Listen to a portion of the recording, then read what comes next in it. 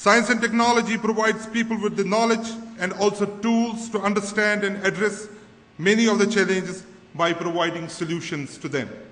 The role of the science and technology has remained central to India's developmental programs since the time of independence. Pandit Jawaharlal Nehru, our revered first Prime Minister, laid a firm foundation of science and technology education in the country, which has now grown many folds and has put India on the global map of the leading nations in science and technology. This $1.2 trillion economy is currently growing at almost 7% in the current fiscal year. India's peer-reviewed publications over the last 5 years has doubled in number, and citation impact improved from 40% to 60% of the world average. Government of India has been putting all efforts to bring lots of changes and improvement in the science and technology, although we have spent only 0.9% of the GDP at present, but we are very hopeful for much better future. I hope and expect that this 8th Science Congress of Jammu and Kashmir will provide necessary impetus for development of culture of science in our state of Jammu and Kashmir, which would pave way for progress, peace and sustainable development. I hope that this will bring a new light of science in the state of Jammu and Kashmir, and we will go ahead with the developments which are already on. I wish everybody a big success for the Congress. Thank you very much. Equal importance is for us to solve the problems facing our society. Today, as one of the key challenges for all of us is to increase manufacturing in the country and build a education research infrastructure that emphasizes on innovation coupled with R&D to increase the impact of science and technology on development.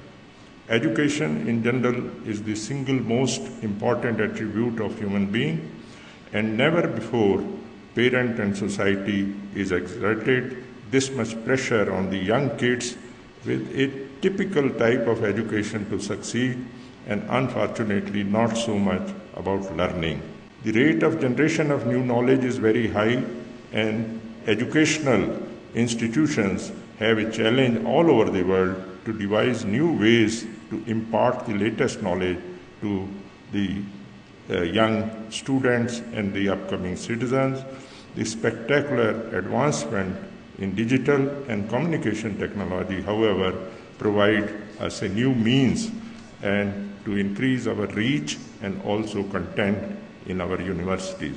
Our own knowledge network, National Knowledge Network, is connecting universities, research institutions through broadband, fast flow of information with the speed of light. It's also high time that we introduce behavioral science in our education.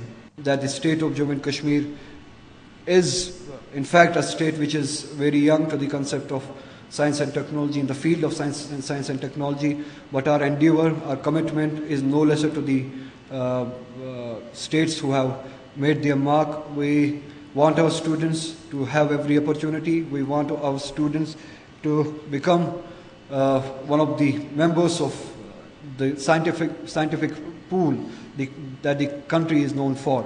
And the Kashmir University or the Jammu University has been doing excellent job helping the Department of Science and Technology or the Science and Technology Council, and in return the Science and Technology Council feels glad and honored and privileged to help the Kashmir University, or for that matter the Jammu University, in its endeavor for the progress of science and technology. Provides a valuable opportunity for researchers to share physically, in person, the research that they have been conducting, in the hope of receiving constructive criticism, constructive advice, and in the hope of building relationships between fellow researchers, between different branches of research, between different institutions conducting research within the state, as also an opportunity to learn from those supervising or conducting research outside the state as well. Challenges are numerous, opportunities perhaps more than that. One of the crucial challenges that we face in scientific research and development is in sheer numbers. Whether the numbers be of people involved in research, whether the numbers be in terms of money committed to research, whether the numbers be in terms of researchers that we create or produce every year from our institutions. The numbers perhaps tell their own story. They tell their story of the challenges that lie in front of us and the amount of resource that perhaps we need to commit. Much as we like to criticize ourselves morning till night, bemoan our failures, let us not forget that we are the only country in the world, 122 crores, 1.2 billion, which has achieved on its own self-sufficiency in the production of food grains. It is not a small achievement. In any form of government, in any part of the world, at any point of time in the history of free world, this is enormous achievement, our first green revolution. And it came about because of the high priority, high importance that our first Prime Minister and his distinguished cabinet colleagues gave to the propagation and advancement of science and technology. It is thus evident that in order to emerge as an effective knowledge power for the welfare of our people, stronger capabilities and a more integrated view of science and technology is required. This, besides enhanced financial support, would need more effective mechanisms to catch and encourage young talent. Inspiration and creation of role models would be easier if the barriers between teaching and research were lowered, if not eliminated altogether, by senior and most eminent teachers make it a point to teach undergraduate classes. This, in turn, contributes in varying measures to the production of economically relevant public goods.